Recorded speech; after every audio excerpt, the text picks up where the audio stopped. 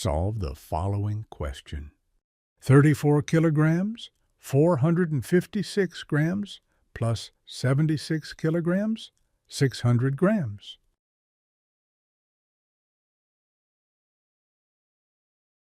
The easiest way to solve multiple unit questions is to convert the bigger unit to the smaller unit. Let us refer to the table to do the conversion.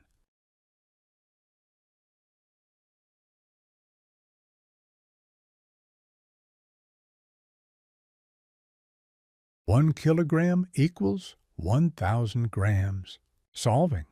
34 kilograms, 456 grams, converts to 34456 grams, and 76 kilograms, 600 grams, converts to 76600 grams. Adding, we get 111056 grams. We convert it back to the units of the question. It comes to 111 kilograms, 56 grams.